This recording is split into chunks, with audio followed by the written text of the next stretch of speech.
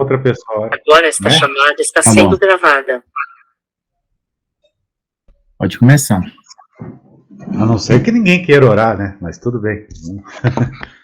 Mas vamos lá então, né? Pera aí. Tá frio, né? Amém, Jesus, Pai querido, Pai santo, esqueci até do... Pera aí, da luz, né? Glória a Deus, estamos aqui na tua santa presença, Pai querido, né? Querendo que o Senhor fale conosco nessa hora, em nome de Jesus. Repreendemos todo o mal, né? Repreendemos toda ação do inimigo agora, Pai.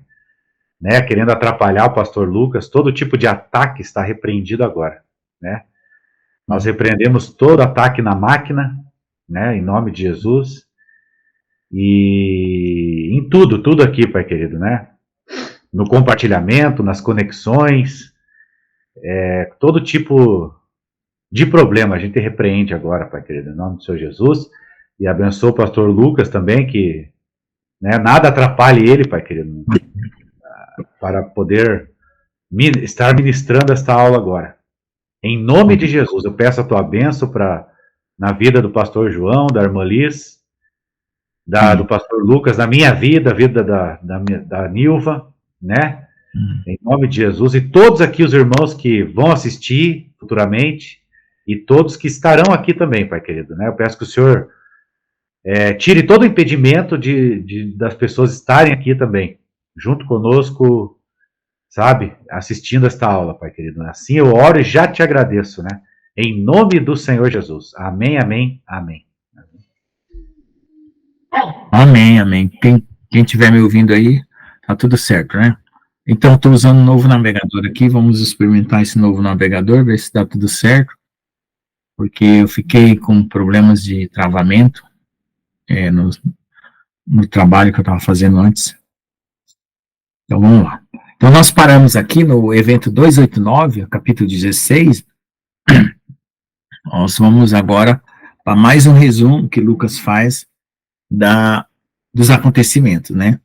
Aí ele vem e conclui, sempre ele conclui cada passo que a história está dando, né? Ele conclui aí com alguma observação. Ele fala assim as Querelot foram confirmadas na fé e eles aumentaram em número a cada dia.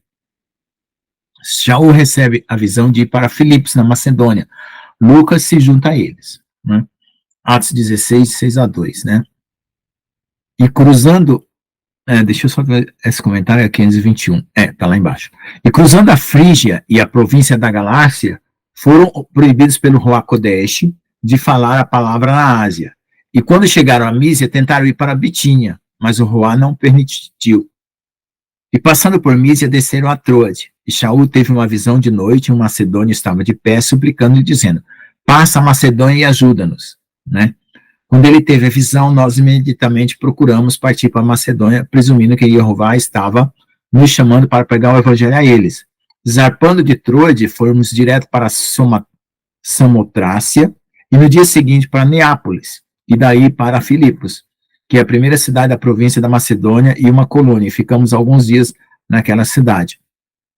Então aqui tem um comentário do Macorut que fala assim: nesta passagem vemos como os Lucas indica que ele se juntou à companhia dos discípulos que estavam viajando com Shaul naquela época, usando as palavras na primeira pessoa do plural. Isso cessa quando Shaul Silas são presos depois de expulsar o espírito de adivinhação de uma garota.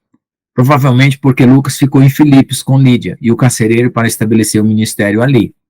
Lucas reintroduz o nós vários anos depois, quando ele deixa Filipos com Shaul em sua jornada de volta para Ixolai através da Macedônia, e finalmente para Roma, onde Shaul aguardaria sua ausência frente a César. Sua audiência, né? Frente a César, quando ele foi preso, né? Então, irmãos, é engraçado aqui que o Lucas, segundo o Taylor Shadwell, que é um escritor, e tem um outro também que escreveu a história de Lucas, diz que no dia da crucificação, Lucas estava entrando em Jerusalém. E Lucas era filho de grego com mãe judia também. Acho que era como Paulo, né? E Lucas queria parece que o pai dele chamava Isidoro, e ele se apaixonou por uma mulher, uma moça chamada Rúbia. Parece que ele não chegou a casar, ela morreu, e daí o Senhor Jesus chamou Lucas para o ministério, e no dia da crucificação ele estava entrando em Jerusalém. Segundo a história, né, a gente tem que confiar nessas fontes aí que são tradições, né? Tá? Bom, vamos lá. Shabá à beira do rio com Lídia. O sobrenome da Nilva que é Isidoro, tá? Isidoro. Então, ele era um homem que ele se preocupou em colocar ele para estudar medicina, né? Lucas era médico. Eu não sei como que era a medicina naquela época, mas segundo o que consta eu tenho um livro, um resumo de medicina grega antiga, tinha vários tratamentos bem interessantes. Tem uns que ainda quem que era Isidoro, pastor Lucas? Era o Lucas? O pai de Lucas. O pai do Lucas, tá. Pai de Lucas. A mãe eu não me lembro o nome. Bom, Shabá à beira do rio com Lídia, Atos 16, 13 e 15. E no dia de Shabat saímos do portão, perto do rio, onde a oração costumava ser feita, e sentamos-nos falando às mulheres que haviam se reunido. Então uma mulher chamada Lídia, vendedora de Terrelet, da cidade de Tiatira, que adorava a Jeová, estava ouvindo. E Jeová abriu seu coração e creu no que Shaul lhe disse. Imediatamente ela fez Tevilá, ela e sua família, e nos imploraram, dizendo: se você julgou que eu sou fiel a Jeová, entre em minha casa e fique. E ele nos obrigou a ficar. Aí tem mais um comentário lá, acho que eu vou descer lá no comentário e já fazer esse comentário. Ao ler a revista 1911, Púrpura, uma tinta cara extraída da glândula hipocondrial do caracol xilazão, que foi usada para atingir os vestidos da realeza romana. Se a glândula fosse pressionada sob luz ultravioleta do sol, a tinta adquiriria uma beleza cor azul celeste e era usada para manchar os tzitzit nos 4 cantos das vestes dos israelitas. Números 15 e 38 tem essa referência, Malaquias 4:2, Zacarias 8:23, Mateus 9:20 e 14:36. Esta fita azul de Tichelet servia como um lembrete contínuo para seguir os mandamentos de Jeová na época da Lídia. O Corão de Tichelet era vendido no mercado negro e a lei romana proibia seu uso entre os plebeus. Então era uma especiaria, né? Uma coisa muito cara. Tá? Uma vidente bruxa libertada e Saul e Shiló, como é que é? Silas, né? São presos. Atos 16, 16 a 40. Aconteceu que, enquanto íamos orar, um jovem com espírito de adivinhação nos saiu ao encontro. Eu só vou parar aqui só para conferir se essa conjugação está na primeira pessoa mesmo, em Atos 16, na minha Bíblia, porque eu não sei. Está soando tão novo para mim, essa na primeira pessoa. Será que eu não prestei atenção, né? A gente lê a Bíblia com 500 vezes não presta atenção. 16, deixa eu ver aqui. E aconteceu que ainda não... ele está se incluindo na história mesmo. Verdade.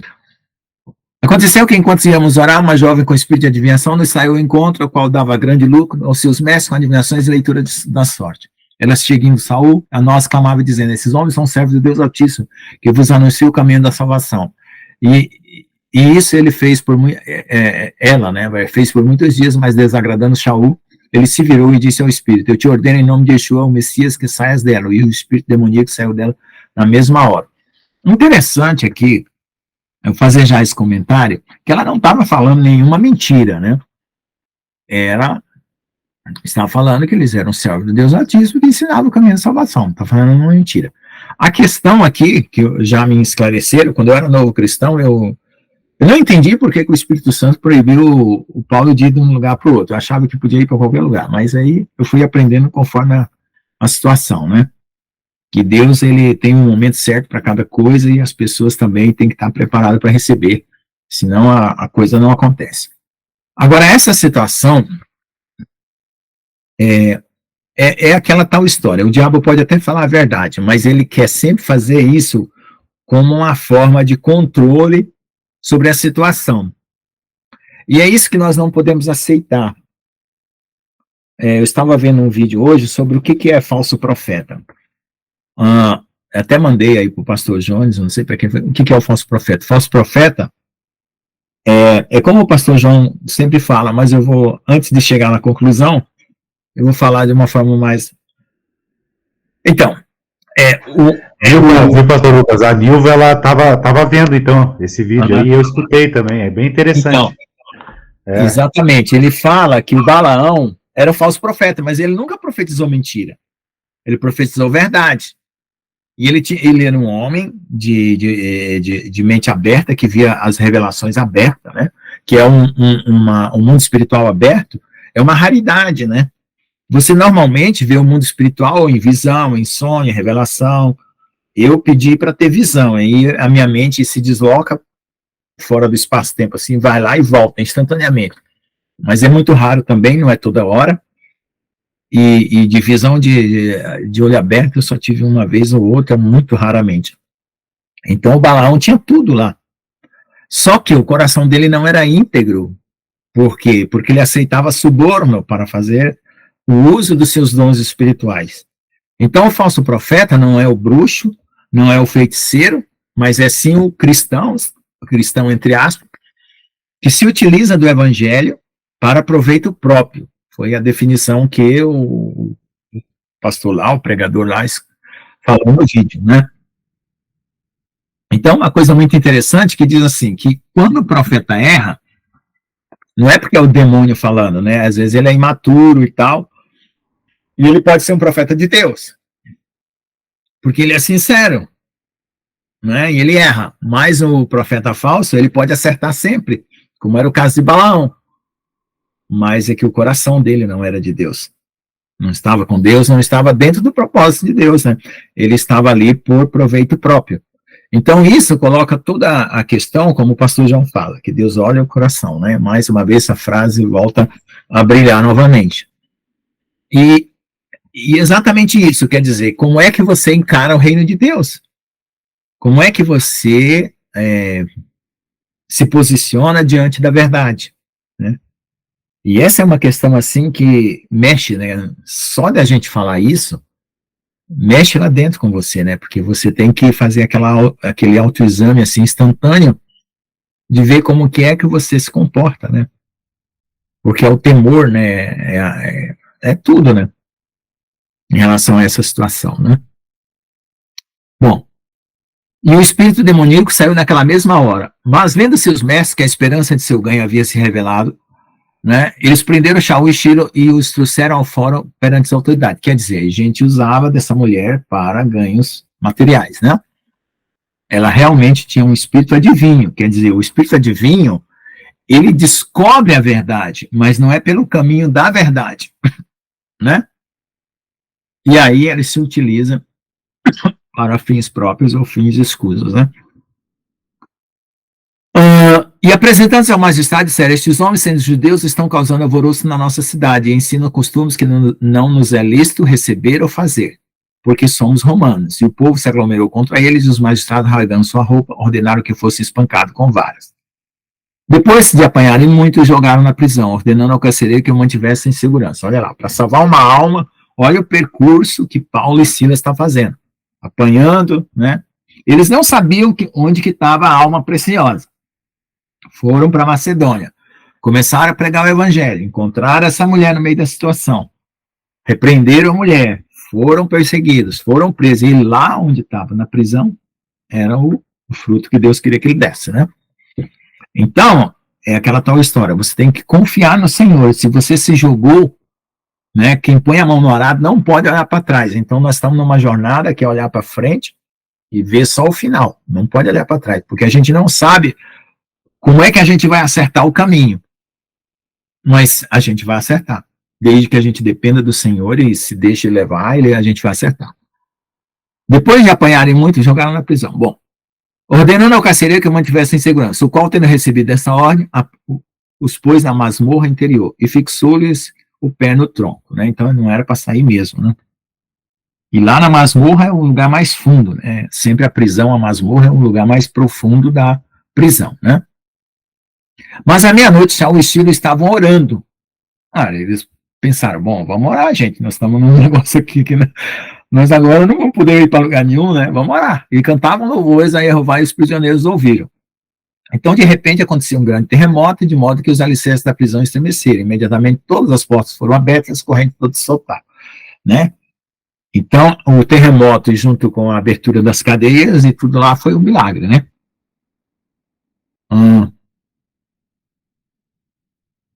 Peraí. Já falamos, deixa eu ver aqui, 523, vamos ver onde que está, 523, comentário 523, peraí, onde que está, 523, saiu na mesma hora, né? Aí ele vai comentar sobre essa mesma hora, vamos lá. Essa mesma hora é uma expressão figurativa que significa ao mesmo tempo, imediatamente, não dentro de um período de 60 minutos, tá? Bom, então eles foram soltos, vamos ver o que aconteceu. Quando o carcereiro acordou e viu as portas da prisão abertas, puxou a espada e ia se suicidar, né? Claro. O imperador, dizem, né, contam, que essa história do dízimo, o soldado romano que ia para a guerra, e aí se houvesse algum covarde, algum medroso, alguém que fizesse alguma coisa diferente das ordens, eles pegavam, apontavam quem era o covarde e matava 10% do soldado. Dizimavam, né? Isso que vinha dos soldados para poder os outros ficar com medo e não repetir mais aquele erro, né? Isso me contaram, não tenho certeza que esse negócio de dizimar, essa palavra dizimar não é só dar o dízimo, né? Do dinheiro, 10%, mas era também acabar com a pessoa. Por isso que também ela dizimou com aquela raça, dizimou, né? E aí, tinha também essa história, né? Se você estava com um prisioneiro de alta qualificação, né? Que você não podia deixar ele fugir, ele pagava com a vida, né? Ou seja, ele ia sofrer, ser torturado, sei lá o que mais. E aí ele ia se matar, tá? Vamos lá. Mas Saul clamou em alta voz, dizendo, não te faças nenhum mal, porque estamos todos aqui. Então, pedindo luz, correu para dentro e, tremendo, caiu aos pés de Saul e de Silo. Quer dizer, ficou tudo escuro lá. E tirando para fora, disse, senhores, que devo fazer para ser salvo? Aí, ó, ele já estava sabendo do que tinha acontecido na cidade, que eles estavam ali orando, então ele já estava entendendo o que estava acontecendo. Eles disseram, creia no Messias de Yeshua e tu serás salvo tu e tua casa. Né? Então essa aqui é uma palavra que todo mundo também toma como promessa, né? Para salvação, né? É aquela interpretação rema, né? De você pegar uma palavra que é um contexto, está dentro de um contexto específico, mas você toma como palavra do Senhor, como promessa, né? E falaram a palavra de Jeová a ele e a todos que estavam em sua casa, claro. Levaram ele lá na casa dele. O carcereiro, levando naquela mesma hora da noite, lavou as feridas, então ele levou para casa o pessoal, imediatamente esteve lá com tudo que era seu. Né? Então eles deviam ter um tanque, né, um lugar para se lavar lá, onde eles faziam, teve lá, sempre que acontecia de alguém se converter. E levando-os para casa, pôs em uma mesa e se alegou com toda a sua casa por ter crido em Jeová. Interessante também, irmãos, que a guarda romana ela vai se convertendo aos poucos, e Paulo também é responsável por isso. E o Império Romano, dizem que tem contam a história de que tem duas razões pelo qual o Império Romano caiu. Uma porque eles não tinham os números arábicos, então não dava para fazer conta com o número romano, muita conta muito complicado, então o progresso deles ficou limitado. E outro porque Paulo evangelizou toda a guarda pretoriana. Então, o Império Romano, quando ele caiu, já tinha muitos cristãos infiltrados dentro, né? Que gerou a aristocracia, né? Aristocracia, que veio depois do Império Romano, vieram dos guardas, dos centuriões romanos convertidos, né? Que hoje é a chamada direita, né? Aqueles conservadores, né? O conservadorismo nasceu com esses guardas romanos, que depois se contaminou por causa da Igreja Católica e tal, aí entra toda a questão histórica, mas dizem que a nascente está lá. Quando amanheceu, os magistrados enviaram oficiais à prisão para dizer, liberte aqueles homens. E o carcereiro deu a conhecer essas palavras a Saul. Então, vamos libertar os caras, mas ele já estava livre, né? Os magistrados mandaram dizer que vocês foram libertos. Portanto, agora saiam e vão em paz. Mas Saul disse, depois de nos assaltarem publicamente, sem sentença judicial, sendo cidadão romano, eles nos jogaram na prisão, e agora nos expulsam secretamente? Não, isso não é certo. Mas eles próprios venham e nos tirem de lá. Os oficiais disseram essas palavras aos magistrados, que temeram quando souberam que eram romanos. Ah, eles são romanos, meu Deus! E viram implorar-se, levando-os para fora, pedindo que saísse da cidade, né? Pedindo desculpa, né? Sem assumir muito a culpa. Então, saindo da prisão, entraram na casa de Lídia, e quando viram os irmãos, confortaram e partiram, né? Então, ali, pronto. Completou a obra que eles tinham ali para fazer naquele momento em Lídia, e tinha que ir para frente, né?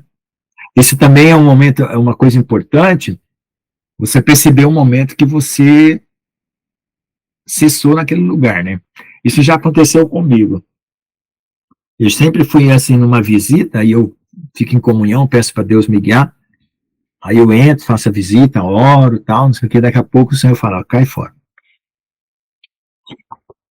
Isso já aconteceu muito, muito, muito, muito, e é bom a gente não gastar o tempo fora de Deus, né? Saul ensina na sinagoga de Tessalônica por 3 Shabbats. Alguém quer fazer um comentário aí, que agora vai começar um outro assunto? Faça algum comentário aí do que vocês entenderam sobre essa questão da feiticeira lá, adivinha, e essa questão deles terem sido mandados para atrás, né, de uma alma específica, né? Com alguma... Pode falar. Quem levantou a mão, pastor Jones? Amém, amém. Não, eu vou fazer um comentário, né, que o pastor Lucas até comentou no começo isso, né? Eu senti no coração, assim, né, sobre isso, né?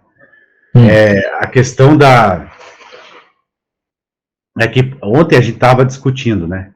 A gente estava conversando, né, na nossa reunião. Aí o pastor João falou assim que Deus, o Senhor, né, eles não conseguem não ter amor, né? Eles não conseguem, né? Deus não consegue, mas é interessante, isso é verdade. Eu acredito nisso, que eles não conseguem não ter amor. Mesmo se tentar, não conseguem. Agora, o inimigo já é o contrário, né? Ele não consegue ter amor, né? É verdade. É o contrário, mas é a queda total, né, pastor Lucas? Vamos dizer que é a queda total, ele não consegue ter amor mais, né?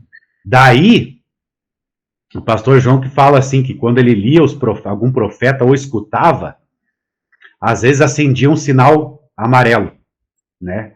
Como se você detectasse uma falta de amor, né? E o pastor Lucas estava falando dos profetas no começo lá, né? Por isso que me veio isso também, né? O pastor Lucas estava comentando. E isso é uma realidade, né?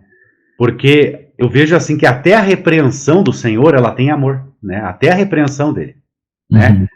Você sente o amor até na repreensão, né? Você não sente raiva, ódio dele, né? Até na repreensão dele você vai sentir amor, né? Você vai sentir amor mesmo, na própria repreensão, né? Agora o inimigo não. Você vai sentir a falta do amor. Às vezes você sente isso no profeta, porque é verdade, né, pastor Lucas? O profeta, ele pode, realmente, como a gente estava discutindo isso, a gente discutiu muito isso, falou sobre isso, né? E é uma realidade, pode acontecer isso, sabe? E a gente detecta essa falta de amor, né? Às vezes uma palavrinha, uma expressão, né? Uma acusação, assim, né? Você consegue perceber, né? E é interessante isso, e é verdade, viu, amados? O Senhor não consegue não ter amor. Ele não consegue. Até na repreensão, né, pastor Lucas? Até na repreensão, viu? Mas é isso aí que eu queria falar. Amém. Tá bom, então vamos continuar. Alguém quer falar mais alguma coisa? Eu acho interessante aqui esse estudo de Atos dos Apóstolos, porque ele dá uma visão de ministério, né? Porque os evangelhos e as cartas de Paulo, elas servem para as duas coisas, né? Para a vida pessoal e para o ministério. Os evangelhos, especificamente, servem para a vida pessoal, né? Você crer no Senhor Jesus, se arrepender, né? Procurar seguir, obedecer e aquela coisa toda. Aqui não, aqui já é bem, o foco é bem mesmo na obediência em todo o trajeto da vida, né? No evangelho, né? Então, Saul ensina na sinagoga de Tessalônica por 3 Shabbat. Interessante também que Saul, ele não pregava assim, vamos dizer, em qualquer lugar, né? Ele ia direto para a sinagoga, né? Ou então no mercado, na cidade, pelo que ele deu para ver ali daquela moça, né? Ele foi ali em um lugar específico ali, né? E aí as coisas aconteciam, né? Tudo acontecia, né? Porque às vezes a minha dúvida é saber assim, ó, pregar o evangelho por onde? Onde eu devo começar? No meio da praça, né? Como às vezes a gente vê também alguns fazendo, né? Passando por Anfípolis e Apolônia, chegaram a Tessalônica, onde havia uma sinagoga, e Shaul, como de costume, foi até eles e por 3 sábados discutiu com eles, né? Então era uma pessoa que tinha mérito para discutir, né? Porque conhecia a lei muito bem, e agora com a graça tinha todos os argumentos e a ferramenta para discutir com qualquer um. Declarando e expondo por meio das escrituras que era necessário que o Messias sofresse e ressuscitasse dos mortos, e dizia-lhes: este Yeshua a quem eu anuncio a vocês é o Messias. E alguns deles creram e se juntaram a Saul e Estilo, e dos gregos piedosos um grande número, e não poucas mulheres nobres. Ora, as mulheres nobres começaram a participar também. Então os Yehudim, que não creram, ficando com ciúmes, levaram consigo alguns homens preguiçosos, homens maus, e reunindo uma multidão, eles fizeram alvoroço na cidade, atacando a casa de Jason. Eles tentaram remover Saul e Estilo para o povo. Que engraçado, né? Essa questão da inveja, e além do sentimento de inveja, o trato com as piores condições, os piores recursos, né?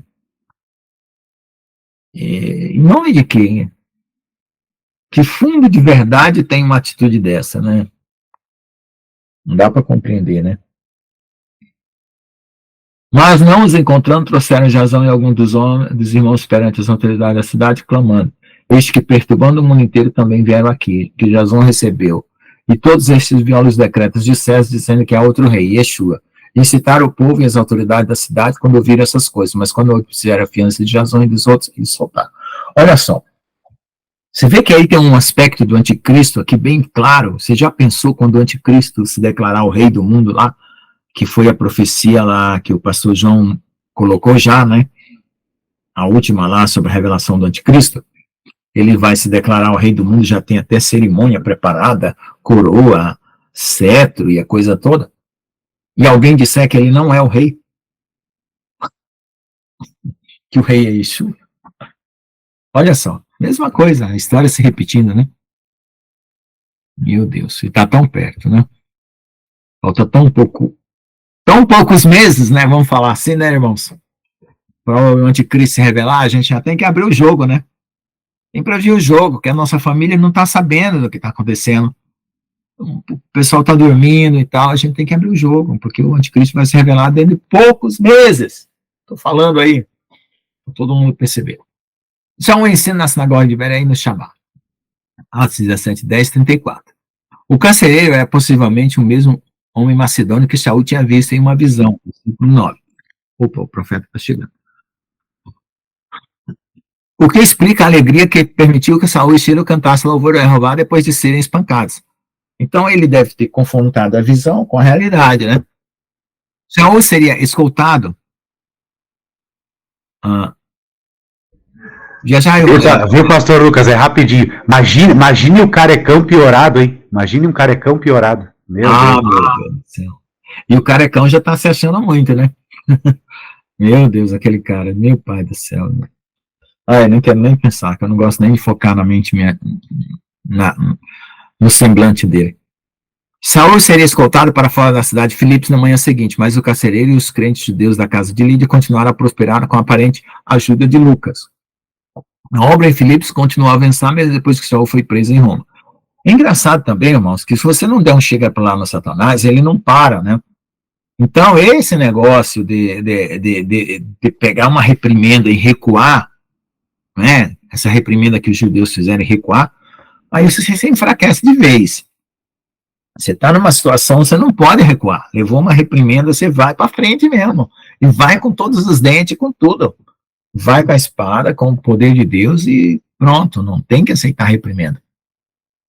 Né? Imediatamente os irmãos enviaram Shaul e Sírio para Bereia à noite, e eles, tendo chegado, entraram na sinagoga. E estes eram mais nobres do que os de Tessalônica, porque receberam a palavra com todo fervor, examinando as escrituras todos os dias para ver se essas coisas que Shaul e Sírio ensinavam eram verdadeiras. Né? Claro, obviamente, se eles soubessem as escrituras de cor, né, eles não precisavam conferir, mas então eles conferiam. Aí eu uso, né, hoje, até hoje a igreja usa, né, nós somos bereanos, né, que confirmamos lá com a escritura. Muitos deles creram em distintas mulheres gregas e não poucos homens. Aí, novamente as mulheres também entrando aí no papel da igreja, né, crescendo aí por meio das mulheres e mulheres de posição, né. Quando os Yehudim de Tessalônica souberam que a palavra de Jeová estava sendo anunciada por Shaul também em Bereia, eles foram para lá e também agitaram as multidões. Ó, tá vendo? Aí começa o partido da agitação. Né? Mas imediatamente os irmãos enviaram Shaul para ir ao mar. E Chilo e Timóteo ficaram lá. E os encarregados de guiar Shaul levaram-no a Atenas. E tendo recebido ordens de Shaul para que Chilo e Timóteo fossem até ele assim que pudessem, eles partiram. Enquanto Shaul esperava por eles em Atenas, seu espírito inflamou-se ao ver a cidade entregue à idolatria, né? Diz que em cada esquina tinha um ídolo, né? Atenas. Assim ele discutia na sinagoga com os Yehudim e os piedosos, e no mercado todos os dias com os presentes. Então aí, ó, quando ele queria pregar para judeu, ia na sinagoga, queria pregar para o povo, ia no mercado. E alguns dos filósofos epicureus e estoicos disputavam com ele, e alguns disseram: o que essa galera quer dizer, meu Deus? E outros parecem que ele é um pregador de novos deuses. Olha só. Porque ele pregou a eles o evangelho de Yeshua e da ressurreição. Eles pensavam que eram dois deuses, né? Yeshua e a ressurreição. Porque dia e noite são deuses gregos, né? Natureza é deus grego. Várias coisas que a gente usa até como classificador de situações, né? Eles tinham como deus. E tomando-os levaram ao Areópago, dizendo: podemos saber que ensino novo de que falas? Pois você traz coisas estranhas aos nossos ouvidos, então queremos saber o que significa, porque todos os atenienses e estrangeiros que lá residiam não estavam interessados em outra coisa, senão em dizer ou ouvir algo novo. Então era um povo que vivia de novidade. E os gregos, é engraçado como os gregos, o Flávio José fala que os gregos eram mentirosos quando descreviam os acontecimentos históricos, até ele aconselha: não acredite nos gregos, eles são mentirosos, eles não retratam as histórias, eles contam muita coisa que não aconteceu. E também o fato deles achar que qualquer coisa, qualquer ideia, se encaixava dentro do panorama deles. Né? É mais um Deus. Né? Eles tinham esse sincretismo, né? Essa propensão ao sincretismo e a juntar culturas. Né? E o evangelho não, o evangelho vem para quebrar, para esmiuçar esses erros, né? Não é à toa que algumas religiões têm esse comportamento, né? Algumas igrejas. Então Paulo, parado em pé no meio do Areópago, disse: homens atenienses, em tudo vejo que sois muito religiosos, porque passando e olhando aos vossos santuários, encontrei também um altar ao qual estava essa inscrição: ao Deus desconhecido. Tem até uma história sobre esse altar que estava lá vazio, ao Deus desconhecido. Mas a gente não sabe se é verdade. Aquele a quem vocês adoram, então, sem conhecê-lo, é aquele que eu anuncio a vocês. O Deus que fez o mundo, espera só um pouquinho. O Deus que fez o mundo e todas as coisas que nele há, sendo Senhor do céu e da terra, não habita em templos feitos por mãos humanas, nem é honrado por mãos humanas, como se precisasse de algo, pois ele é aquele que dá a todos a vida e o fôlego e todas as coisas. E do mesmo sangue fez toda a raça humana, para que habitasse em toda a face da terra. E ele predeterminou a ordem dos tempos e os limites de sua habitação, para que busquem a Deus se de alguma forma, tateando pelo sentimento, o encontrem, embora certamente ele não esteja longe de cada um de vós. Pois nele vivemos, nos movemos e existimos, como alguns de seus próprios poetas também disseram, porque somos sua linhagem, Sendo então linhagem de Deus, não devemos pensar que a divindade é semelhante ao ouro, à prata, ou à pedra, à escultura, de arte e imaginação dos homens. Mas Deus, tendo esquecido os tempos dessa ignorância, agora ordena a todos os homens, em todos os lugares, que se arrependam, porque ele estabeleceu um dia que julgará o mundo com justiça pelo homem que ele designou, dando a fé a todos por ter ressuscitado dentre os mortos. Pode falar, pastor Jones. Amém. Viu, pastor Lucas? Eu creio que o apóstolo Paulo, acho que ele foi o maior filósofo cristão. Né? Ele foi o maior filósofo cristão. E ele teve que se desdobrar em 10, em 20, para, sabe, colocar a doutrina do Senhor nessas culturas, sabe? Uhum. Na cultura grega, na cultura... A cultura judaica, ele nasceu lá. Então, acho que foi mais fácil, né? Agora, na cultura grega, na cultura romana... Então eu vejo que ele, nossa, Deus usou muito o intelecto dele, o conhecimento dele, porque é incrível, ele teve que colocar a doutrina do Senhor aí, ó, nesses povos aí, ó. E ele se desdobrou, sabe? Com certeza com a inspiração do Espírito Santo também, né, pastor Lucas? Sem dúvida, né? Eu acho assim, algumas pessoas hoje, filósofos, dizem que algumas perguntas que os filósofos faziam, né? O cristianismo respondeu. Aliás, quase todas, né? Se não todas, mas muitas questões filosóficas foram resolvidas pelo cristianismo. A filosofia grega, ela nasceu da cultura dos deuses, né? A base dela, da cultura dos deuses. Por isso que tinha coisas erradas. Porque os deuses eram anjos caídos, então o suporte tinha as suas deficiências, né? E a outra coisa que eu quero comentar aqui, veja só. Aqui ele está falando de uma geração, né, que é a criada por Deus. Mas a gente sabe que no mundo antigo havia uma outra geração que foi hibridizada, né? Porque Satanás não pôde criar nada de si mesmo, né? Ele hibridizou partindo daquilo que Deus já tinha criado. E nós temos uma raça aí paralela à humana. Mas aqui ele está recorrendo a esse sentido de raça pura, porque ele está falando, pois nele vivemos, movemos e existimos, como alguns de seus poetas também disseram, porque somos sua linhagem. Linhagem, essa a gente sabe, né? É uma linha de uma descendência, né? Aí a outra coisa que é importante dizer aqui, né? Que o Senhor está, vamos dizer assim, usando de Paulo para trazer eles dessa adoração a deuses, né, para um único Deus. Não? E isso já é uma mudança radical, né? Uma mudança radical, porque na cultura grega, se você for ver, a origem dos deuses gregos é complicadíssima, né? A árvore genealógica dos deuses gerando deuses, né, é terrivelmente complicada, é confusão mesmo, né? É confusão, tá? Se você é um negócio assim embaraçoso, você se apoiar naquela cultura como achando que aquilo descreve, né, a realidade espiritual. É muito complicado. Deixa eu ver mais uma outra coisa que eu percebi aqui nesse texto. Aqui ele está falando da criação, né? Deus fez o mundo, então ele está fazendo uma síntese dos Gênesis aqui, né? Predeterminou os tempos, né? Não está longe de nós, nele vivemos. Aí ele combate aqui a idolatria, sendo então a linhagem, unidade semelhante à hora pátria. Então era o pensamento que eles tinham, né? Mas Deus está considerando isso como ignorância e ordena que se arrependam. Então, pecado, quando tem uma ordenança de arrependimento, ela é bem sempre focada em algum pecado específico.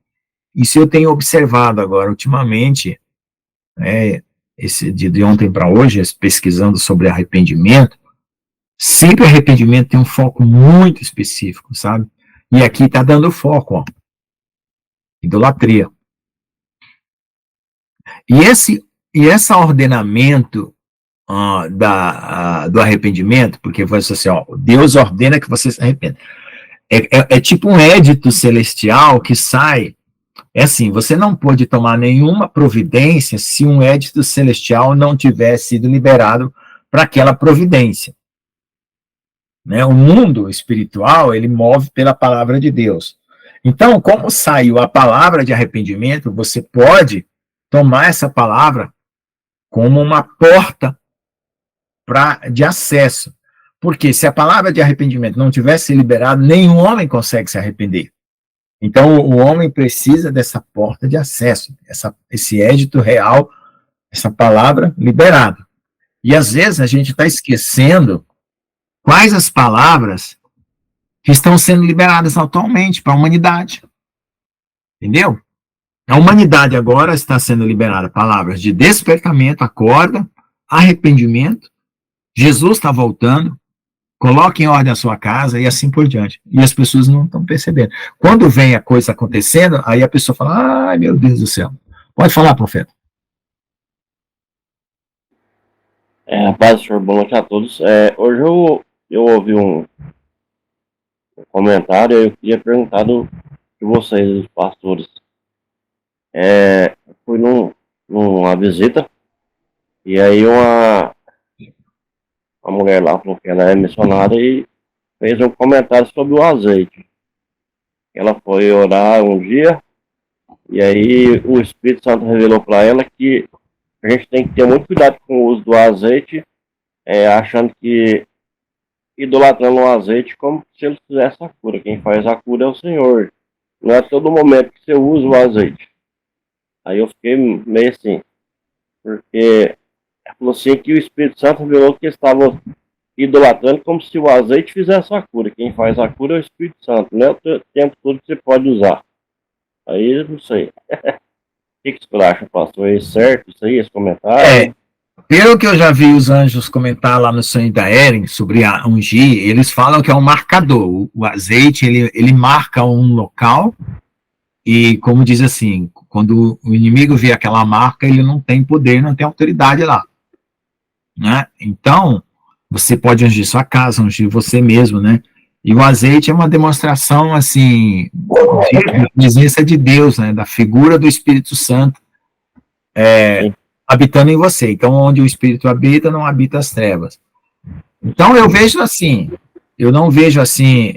eu não tenho nenhum problema com usar pouco ou muito azeite, porque eu não me apoio no azeite, né? Eu me apoio no significado. Então, a não ser que alguém esteja fazendo uso assim, porque está desesperado, tem um toque religioso, né? Isso. É isso que eu entendi. Porque às vezes a pessoa fala assim que ele está tão conturbado que fica usando o azeite como se o azeite fosse que resolver, né? Quem resolve é o Espírito Santo. O azeite é para ungir, né? O local ia ficar ungido pelo Espírito Santo. Amém? Amém. Aí o inimigo fica sabendo que ali não pode cruzar a fronteira, né? Amém. Meu Deus. Obrigado. Deus abençoe.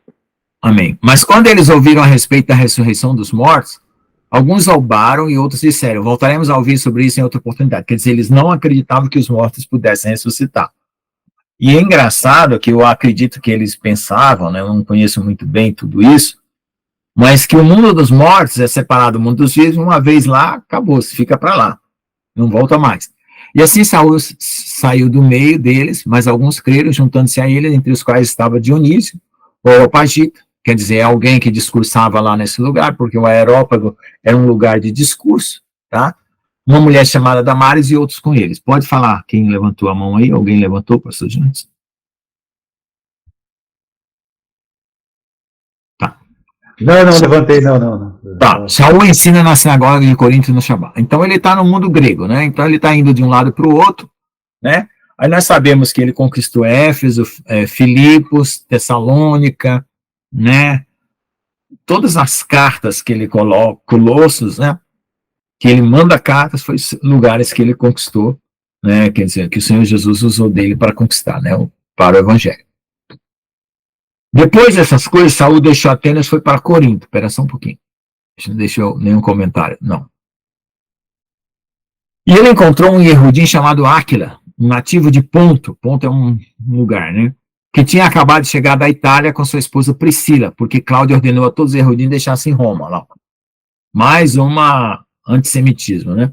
Shaul foi até eles e, como era do mesmo ofício, ficou com eles e trabalharam juntos, já que seu ofício era fazer talit. E ele discutia na sinagoga todos os sábios, persuadia os erudinhos gentios. E quando Shilo e Timóteo vieram da Macedônia, Shaul estava completamente dedicado à pregação da palavra, testificando aos erudinhos que Yeshua era o Messias. Mas opondo-se blasfemando contra eles, disseram-lhe, sacudindo as vestes, o teu sangue cai sobre a tua cabeça e eu limpo de agora em diante, irei para os gentios. Então ele tinha grande esperança, né, do povo judeu crer e receber o Messias. Mas como já tinha sido decretado por Deus que eles não receberiam, porque as 10 tribos estavam dispersas, e o Senhor tinha que começar a resgate delas através do Evangelho, né? Como tem hoje, né? A gente... Dizem que lá em Jerusalém está retornando o pessoal das 10 tribos, né? Encontraram lá e tal. Eu acredito que seja possível também. Mas eu creio que muitos também se misturaram, né? Dizem que até os índios também fazem parte, porque tem muitos vocábulos indígenas que são muito semelhantes ao hebraico, muitos vocábulos das línguas orientais, japonês, chinês também, que são muito semelhantes ao hebraico, e eles querem entender por que existem esses vocábulos tão semelhantes, eles acham que foram das tribos dispersas, né? Parece que até a tribo Navarro lá nos Estados Unidos e algumas tribos americanas também. E no Shaul da sinagoga, ele foi para a casa de um chamado Justus, que adorava Yehová, a qual ficava ao lado da sinagoga. E Crispo, rabino-chefe da sinagoga, creu em Yeshua com toda a sua casa, e muitos dos coríntios, ouvindo, creram e fizeram teve lá. Então o Messias disse a Saul em uma noite, não temas, mas fala e não te cales, porque eu estou contigo e ninguém vai pôr a mão em ti para te fazer mal, porque tem muita gente nessa cidade. E ele ficou ali por 1 ano e 6 meses ensinando as palavras de Jeová. É engraçado. E tirando esses judeus que eram muito ligados ao farisaísmo, né? Essa proteção ideológica lá, sei lá, tem muito judeu e rabino se convertendo. E parece que até o século II teve muito rabino que se converteu, inclusive guardaram manuscritos que hoje são recuperados, né? Passaram de pai para filho, esses manuscritos, e depois que a Igreja Católica sobe, é que começa uma perseguição acirrada contra os judeus, né? E começa esse ódio, né? Essa separação por ódio, né? E aí os judeus, tanto os judeus começam a odiar os cristãos, como os cristãos ensinados errado a odiar os judeus. Mas Galho, sendo procônsul da Acaia, os erudins se levantaram de comum acordo contra Shaul e levaram ao tribunal, e dizendo, este herege pensar os homens a honrar a Deus contra a lei oral. Ó, tá vendo? Então eles já estão usando os argumentos lá. E quando Shaul começou a falar, Galho disse aos erudins, se fosse alguma ofensa, algum crime enorme, ó erudim, de acordo com a lei, eu os toleraria.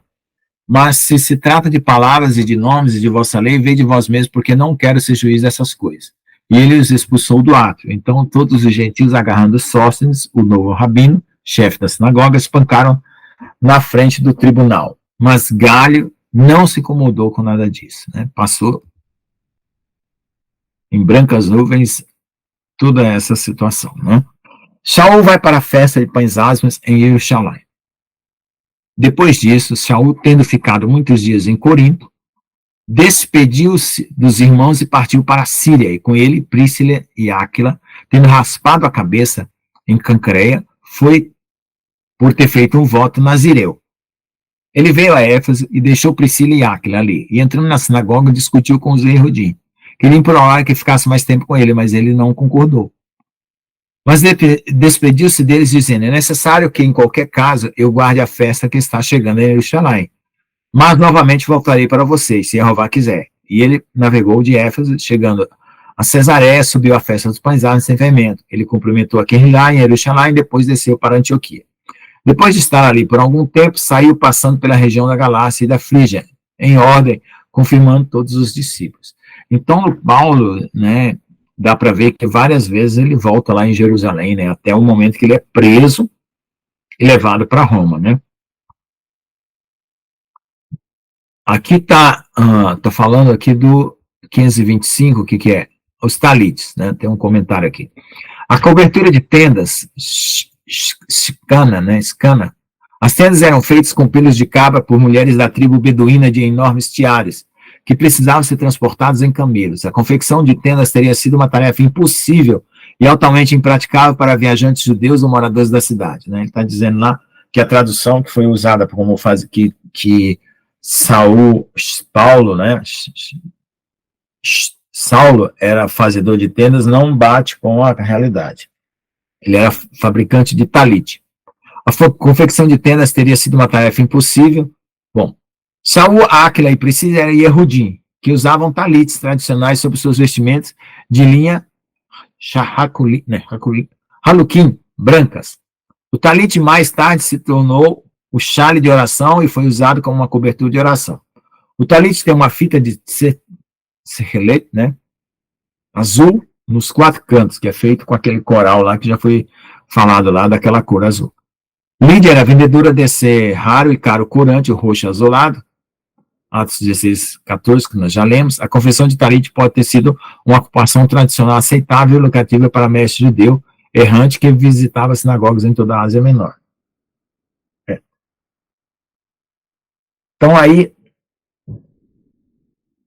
é um comentário do Michael Rubin, tentando esclarecer essa questão aí de como era a vida de Saulo, né, para se manter, certo?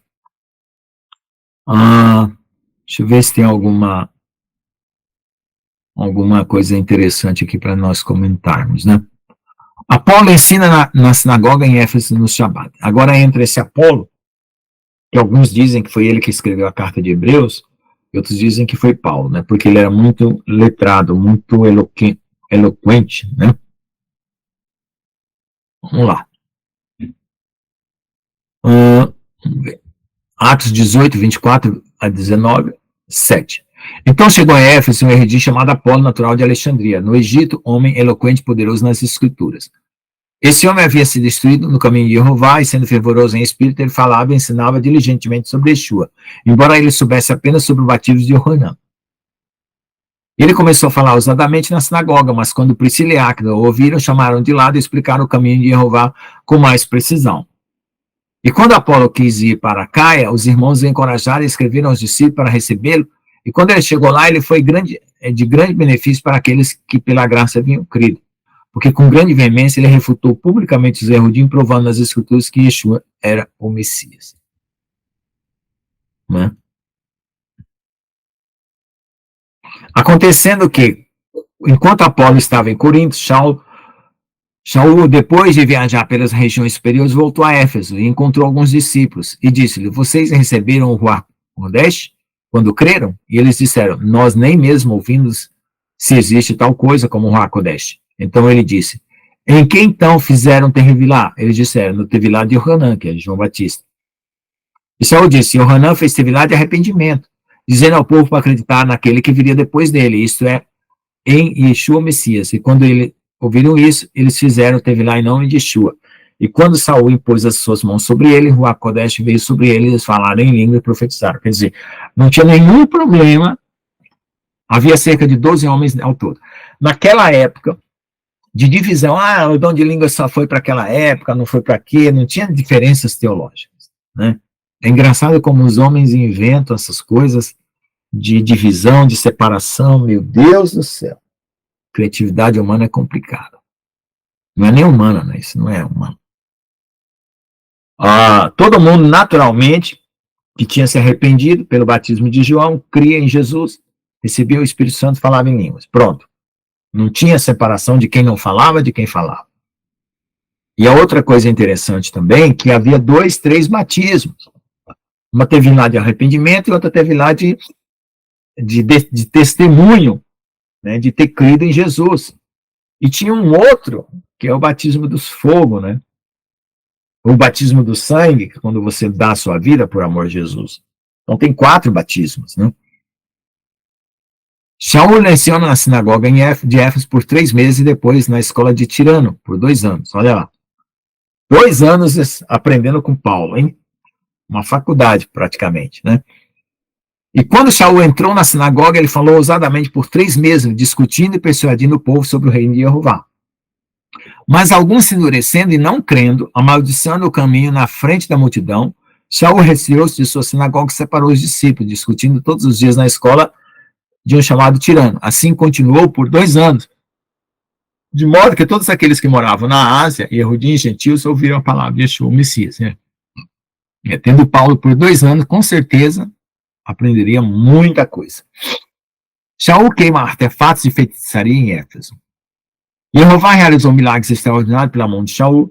E essa questão do milagre, que hoje também é outra coisa difícil, né, de acontecer na igreja, era totalmente natural, vamos dizer, e decorrente da unção que Paulo tinha recebido, daquela vida consagrada a Deus, chamado para o apostolado, e revestido do Espírito Santo, pronto, não era uma coisa separada. Né? Os milagres aconteciam como testemunho, não era como forma de ganhar dinheiro, era testemunho. Você quer saber se esse Deus é verdadeiro? Tá aqui o milagre. Né? Bem diferente o aspecto das coisas. De tal maneira que as roupas ou aventais do seu corpo ainda eram levadas aos enfermos, as doenças os deixaram, e os espíritos malignos saíam. Né? Aí também entra até a questão, né? Qual é a origem dos espíritos malignos, né? Já que os gregos gostavam de questionar as coisas, qual a origem dos espíritos malignos, né? Que é uma coisa que eu me perguntava, novo crente, né? A gente está lutando contra quê? Com demônios, mas quem criou esses demônios? De onde vieram? E aí você vai no livro de Enoque e descobre tudo lá. E ninguém ensina. Né? Quando você lê a Bíblia, a não ser quando você lê Gênesis 6, mas lá não tá detalhado, mas quando você lê a Bíblia, você faz perguntas para o texto, você não encontra respostas. Aí dizem que o livro de Enoque e tal foi tirado. Então, não era para ser tirado. O único problema que o livro de Enoque tem é de tradução. Que textos não batem porque as traduções são ruins, mas não que ele não seja um livro de Deus. Né? E outros livros, como o livro dos Jubileus e de Jazer e assim por diante, que podem fornecer muita informação muito interessante para nós termos uma visão espiritual completa. Né?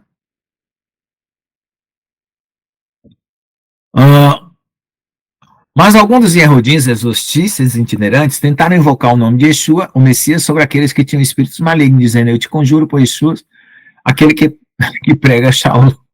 Havia 7 filhos de um certo Sheva, um Yehudi, chefe dos Kohanim, que fizeram isso, mas respondendo o espírito maligno disse: eu conheço Yeshua e sei quem é Shaul, mas quem são vocês? E o homem em que um espírito maligno estava saltando sobre eles e dominando era mais forte do que eles, de modo que fugiram daquela casa mortos e feridos. Rasgaram a roupa dele, arranharam ele, porque eu já vi isso acontecer também, né? A pessoa monta em cima da outra com as unhas e dentes. E isso foi conhecido de todos que habitavam em Éfeso, tanto em Judim como gentios. E todos ficaram com temor, e o nome de Yeshua, o Messias, foi engrandecido. E eu acredito até que esses exorcistas itinerantes faziam isso por dinheiro, né? Tinha muita gente oprimida, então eles faziam isso aí para ganhar fama, poder, influência, sei lá. Deus é que sabe. E muitos dos que haviam crido compareceram confessando suas iniquidades e prestando conta de seus atos. Da mesma forma, muitos dos que haviam praticado magia trouxeram os livros e os queimaram na frente de todos. E tendo contado o seu preço, descobriram que era 50.000 moedas de prata. Olha só, quantas. Jesus foi vendido por 20 moedas de prata, né? 50.000. Meu Deus. Quando eles ouviram isso, refere-se, aqui está falando do 526. O que é o 526? É um comentário sobre o que é. Quando eles ouviram isso, né? Sobre o batismo de Jesus. Vamos ver lá. Quando eles ouviram isso, refere-se à explicação completa de Shaul de ter vilado o Ruach Kodesh, que Yeshua prometeu aos seus seguidores identificação com a morte, sepultamento e ressurreição, em vez do tevilá de Ronan, de arrependimento, que apenas se preparou para identificar com Yeshua. Então, é aquilo que eu falo, né? Se eu não tiver o Espírito Santo na minha vida, eu estou perdido, porque eu sou um cara super covarde, né? E aí só com o poder de Deus eu conseguiria testemunhar do Espírito de Jesus, né? Mesmo se eu me arrependesse dos meus pecados e tal, eu ia só levar uma vida normal, né? Com arrependimento. Eu preciso do Espírito Santo para ter autoridade e testemunho, certo? E para ter a vida, né? Conforme a lei inscrita em nosso coração, tem pelo Espírito Santo. Pode falar, profeta. Ontem eu encontrei um rapaz no trajeto aí que o senhor mostrou. Ele nunca foi batizado em nenhuma doutrina. Aí o Espírito Santo me usou para falar umas palavras para ele. Aí eu falei assim, nossa, eu interessei por isso daí. Qual que é uma referência de uma igreja que você pode me indicar para mim ir lá? Aí eu passei uma oração, e aí dizer que vai domingo lá, dizer que as palavras serviu. Então assim, a gente tem que ter sabedoria, né, procurar no Senhor, né, não nossa, né, do Espírito Santo. Ele não foi batizado em nenhuma igreja, e pediu referência de onde que eu fui, eu aceitei Jesus, para ele ir. Então assim, vamos orar, ele chama Felipe. Deus abençoe ele, né, que dê certo na vida dele. Em nome de Jesus, amém? Amém. Vamos lembrar desses pedidos de oração também, quando trazem aí, né? A gente está sempre intercedendo, porque tem muita gente ainda à espera, né, de algumas coisas que os homens, vamos dizer assim, da maneira como hoje as igrejas estão se posicionando, não está suprindo, né? Vamos lá. Sétima declaração resumida, Atos 19 e 20. Assim a palavra de Jeová crescia e prevalecia poderosamente. Então, veja só, do ponto de vista do avivamento, vamos analisar isso agora, né? Os apóstolos estavam se espalhando pelo mundo inteiro, né? Desde a Judéia, Samaria, todos os lugares. Paulo estava penetrando no mundo grego romano. Eu tenho um livro aqui, vou até mostrar para vocês, aqui, ó.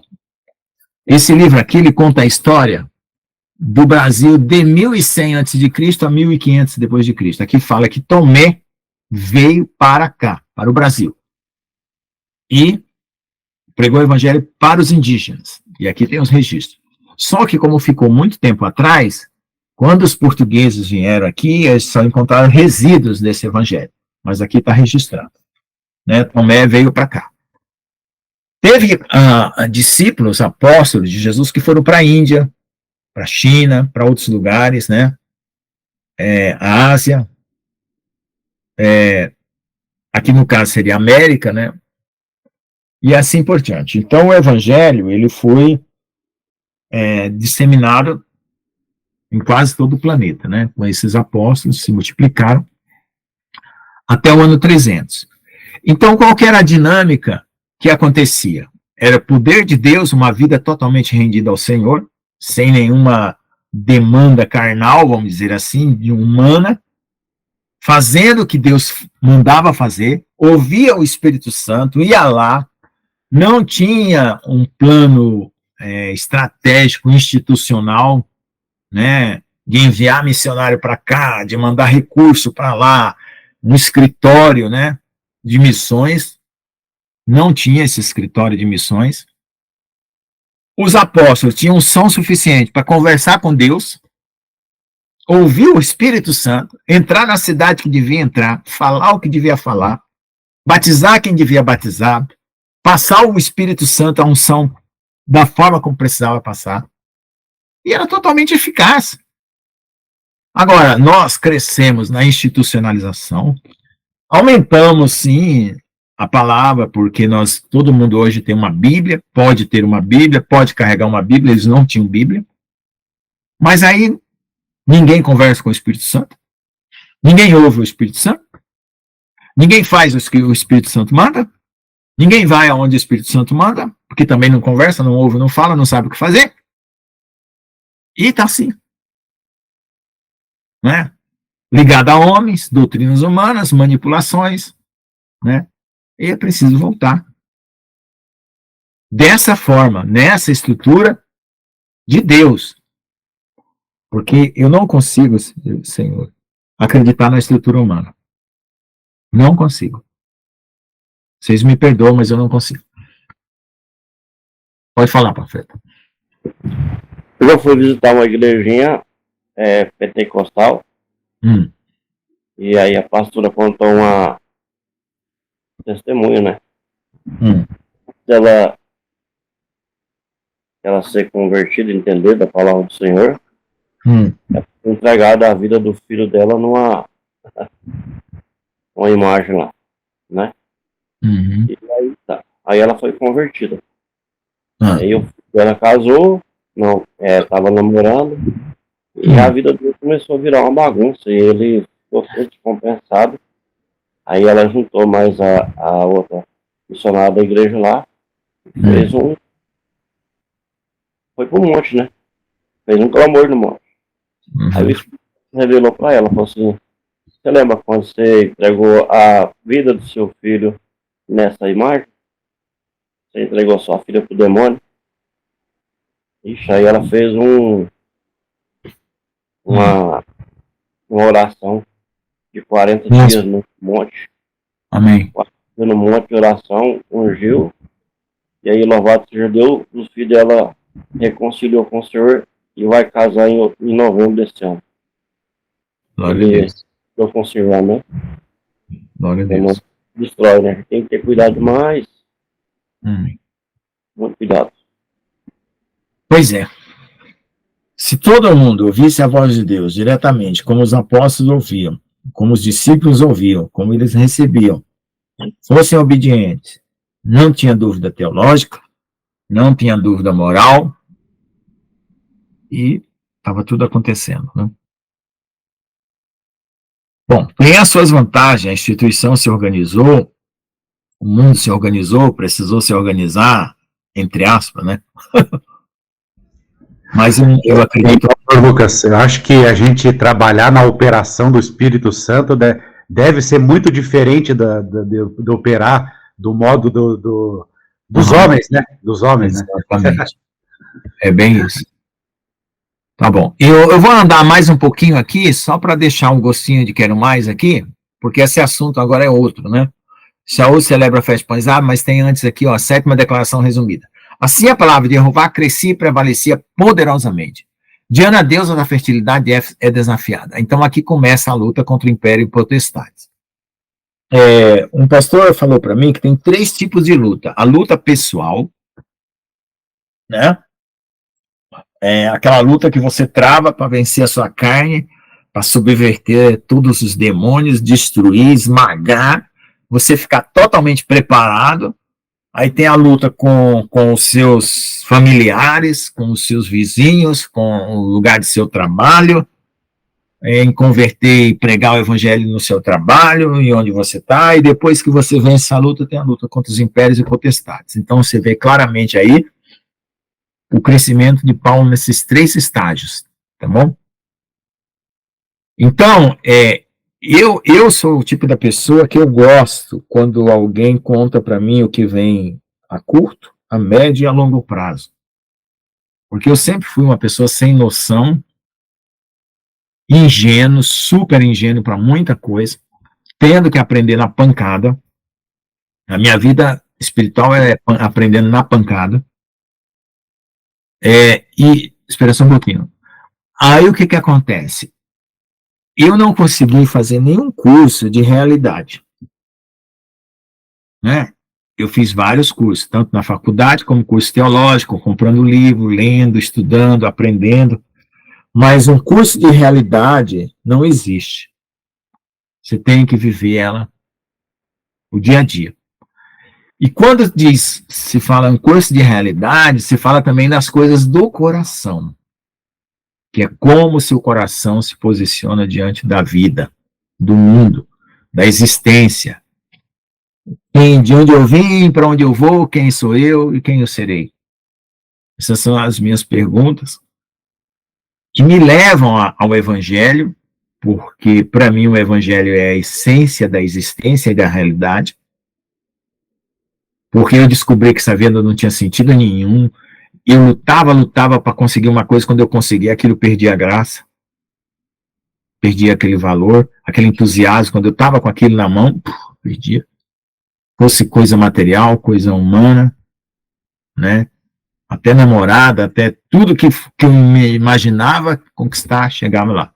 Até que eu descobri que a razão da existência humana é essa mudança para a eternidade. É essa mudança para a eternidade. Então, encarar o evangelho como religião nunca foi o meu apetecimento, embora eu tenha me tornado fariseu em muitos momentos. Mas o meu apetecimento era sempre para a existência. O que eu estou fazendo nesse mundo? Quem eu sou eu? Quem me fez? Quem me criou? Porque eu não me criei, eu não sou Deus em mim mesmo, e para onde eu vou no final dessa história? Essa foi sempre a minha pergunta, e eu creio nisso, que Jesus satisfaz esse meu questionamento, essa minha pergunta. Amém, irmãos? Está encerrada a aula de hoje. Alguém quiser fazer algum comentário e orar, pode falar, profeta. Foi até interessante o senhor ter feito esse comentário aí, porque vem me corrigindo. Me corrigindo, entendendo esse lado aí. E lá no culto lá hoje foi falar sobre isso. Quando é um casal que os dois andam no Espírito, né? Ligado com o Espírito Santo, funciona muito mais. Tudo funciona. E quando tem um que vai para um lado e o outro vai para o outro, não dá muito certo. Não funciona muito, né? E quando, às vezes, tipo assim, tem um que crê em uma coisa e o outro em outra, né? Até que o Espírito Santo vem e conversa com todo mundo das coisas que estão erradas, demora um pouco para encaminhar, mas quem tiver encaminhado no Espírito Santo não desanima, porque é a batalha espiritual, né? Então não desanima. Se Deus escolheu para você ser o chamado da família para buscar eles, é você, Deus e os intercessores com você, né? Trabalhe junto com quem está junto com você. Se você pegar, vamos supor assim, você e uma pessoa que falar que está junto com você e não tiver, não funciona. Tem que ser você e quem estiver junto com você. Se a pessoa estiver indo no sentido contrário, cai os dois. Então oração, jejum e está unido, né? Todos em uma só alma e um só espírito. Aí funciona, com o Espírito Santo, amém? Glória a Deus. Amém. Pode falar, maninha.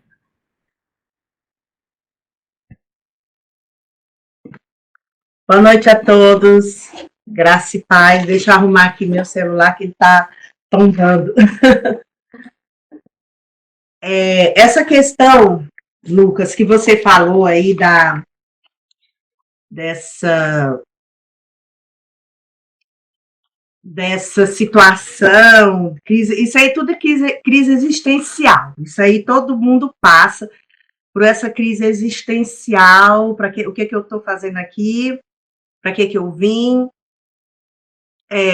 A nossa criação foi muito dentro de muita disciplina, né? Nós somos criados assim, tipo que num regime bem militar, bem tradicional, e assim numa pureza muito grande.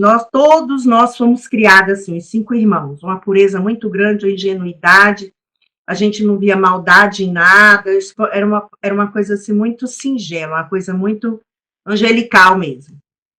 E essa questão também, o homem ele vive por desafio. Então, a psicologia ela explica que o homem, quando ele conquista as coisas, aí perde a graça. Quando compra um carro novo, fica empolgado com aquele carro, aí de repente acostuma, aí quer outro carro. Então, tem também a questão do desejo, da ganância, aí tem uma coisa toda. Mas o que completa realmente o ser humano é saber o propósito de vida. O que eu estou fazendo aqui? É o propósito que você tem que descobrir, o propósito que Deus tem na sua vida. Você já descobriu o seu, eu já descobri o meu. Demora. Eu já estou com 60 anos. Demora para todo mundo, até descobrir. Tem umas pessoas que descobrem mais cedo, tem outra que depende do amadurecimento emocional, espiritual, e Deus vai trabalhando aos poucos, o Espírito Santo vai trabalhando aos poucos. O bom é que Deus está dando oportunidade para todo mundo se converter, Deus está dando oportunidade para todo mundo se arrepender, né? É um arrependimento, é andar em retidão, né? O bom de Deus é essa questão do longânimo, Deus é longânimo, né? Os frutos do Espírito Santo. Então, essa questão é muita gente da nossa geração que é mais... no meu tempo não tinha isso, no meu tempo a gente respeitava, a gente não levantava voz, a gente não batia de frente com o professor nem nada. Então, existe uma geração que foi educada dentro de um regime bem tradicional, bem conservador, para respeitar a vez do outro, né? E nós, eu vejo assim, nós somos criados bem, eu não sei se é porque a gente foi criado bem no interior, né? Bem longe da cidade grande, a nossa infância toda foi no interior, então a gente muito ingênuo em tudo, a gente sofreu, você sofreu de uma forma, eu sofri de outra, cada um sofreu. Mas graças a Deus que quando a gente descobre que nós somos criados para adorar a Deus e ter um propósito aqui, né? Eu digo, meu Deus, eu acho que eu sou um anjo de Deus na terra, cada um, porque é tanta coisa que a gente passa, que a gente engole sapo, que a gente vê que o plano espiritual, o céu, o reino de Deus é bem mais... É o melhor de tudo para nós. É o melhor de tudo. Então, é um crescimento mesmo. Que bom que a gente descobriu, né? E tem gente que morre e nem descobre para que nasceu. E é isso aí. Eu vou fazer a oração de encerramento. Alguém quer fazer alguma colocação? Eu vou só completar, então. Então, eu nunca acreditei na lei da sobrevivência. Eu sempre achei uma coisa estúpida. E eu sempre questionei tudo, sempre achei estranho. Eu cheguei aqui achando tudo estranho. Eu acho que a primeira coisa estranha que eu achei foi quando eu saí da barriga da minha mãe. É o seguinte, eu falava assim, Deus, por que é tudo errado aqui? Se Deus existe, Deus é santo, perfeito, por que é tudo errado? Por que Deus não me fez anjo? Por que eu vim aqui pecador? Eu não podia ter poupado toda essa história, tudo, né? Para mim isso aqui era uma bagunça. Depois que eu cresci, quando eu fui para o Rio de Janeiro, a casa da tia Nati, que eu via tio Lauri, tio isso, tio aquilo, enchendo a cara de cachaça e bebendo e conversando, eu falei assim, eu não quero ser adulto nunca. E eu fui brincar com as crianças, brincar com o Diógenes, com o Vinícius, todo mundo. Eu vou continuar. E eu estava indo para a USP. Tinha 17 anos, estava indo para a USP em São Paulo. Eu falei, eu não quero crescer, que esse povo adulto é tudo doente, gente. Eles não enxergam que são doentes. Eles param para beber, para falar mal dos outros, para não sei o quê. Isso é vida. As mulheres ficavam na cozinha, e os homens lá enchendo a cara. Então, eu sempre achei tudo estranho. Eu sempre olhei tudo com estranheza. E aí eu penso assim, isso foi bom. Porque toda estranheza eu gerava uma pergunta, e toda pergunta eu ia atrás de uma resposta, e graças a Deus encontrei. Pode orar, a irmã Alexandra quer comentar alguma coisa? Pode orar, maninha. Mas é porque, Lucas, você também tem um autismo, e o autismo, esse mundo é estranho para o autista. Ele não entende esse mundo. E eu não gostaria de ser autista. O autista... Como é que eu vou me adaptar, Gessiane? Como é que eu vou me adaptar? Você queria que eu fosse normal? Eu não quero ser normal. Deus me livre, porque o normal é o doente. Gessiane. O normal não tem graça. O normal é o doente. Vou ser diferente, o normal não tem graça. Ele se acomoda, certo? Ele se acomoda, ele aceita, ele acha que isso aqui prolifera para alguma coisa, isso aqui não prolifera para nada. Se não tiver Deus, isso aqui não prolifera para nada. Porque o autista nível 1, 2 e 3, eles vivem no mundo, a gente tem que ensinar tudo, a gente tem que ensinar a viver aqui. Eles não entendem, então é por isso que você achava esquisito, quando era criança, esquisito, estranho. E você aquela coisa, era um filtro, tem um filtro no cérebro de vocês, é impressionante. Mas faz parte da sua. Faz parte. Eu sou normal. Por isso que eu entendo muito, porque faz parte do TEA, faz parte do TEA, do transtorno. E acho que é por isso que Deus separa. Eu digo que Deus. Transtornado é quem está do lado de lá. Então, nada que Eu acho que para cada transtorno Deus tem um chamado diferente, né? Uma separação diferente. Então, por isso que Deus não faz diferença de ninguém e cada um tem um objetivo aqui. Faz parte do transtorno autista. não é Achar tudo transtorno, é porque a esquisito, medicina tudo colocou estranho. esse rótulo aí para a gente aceitar a terrestrialização. Tem marxismo atrás disso aí, terrestrialização. Você se abate nesse mundo e acha que tudo é aqui, esse plano é o definitivo, e não é. Vamos lá, pode orar, irmã. Tem os dois lados, né? Mas eu só entendo, a minha função é só aceitar e compreender que cada um tem suas especificidades, a gente tem que respeitar. Vamos lá, pode orar. Senhor, meu Deus e meu Pai, nós queremos te louvar, Senhor, e te agradecer por esse momento aqui. Estamos todos reunidos, Pai, em teu nome. Para te louvar, te agradecer, entender, Senhor, a tua palavra, entender teus ensinamentos, Senhor, nas nossas vidas. Abençoa, Senhor, meu irmão Lucas. Abençoa, Senhor, a cada um de nós, para que possamos, Senhor, estar firmes no teu caminho, aprender teu amadurecimento espiritual, Senhor. E cada dia estar firmes, ó Deus, no propósito. O propósito que o Senhor quer que a gente cumpra aqui na terra. E esperando, Senhor, o teu chamado, esperando, Senhor, a hora que o Senhor irá nos recolher, para a honra e glória do teu nome. Te louvamos e te agradecemos, Senhor, e possamos permanecer firmes nos teus caminhos. Nos abençoe, ó Deus, abençoe a semana que se segue, abençoe os nossos empregos, abençoa, Senhor, o nosso salário, abençoa, Senhor, todas as provisões, Senhor, que o Senhor tem nos dado. Obrigada, meu Deus querido, pelos livramentos visíveis e invisíveis. Nós te louvamos e te agradecemos e te adoramos. Pai, Filho e Espírito Santo. Amém. Amém, amém, amém. Eu vou parar aqui a gravação, quem quiser continuar com o tema.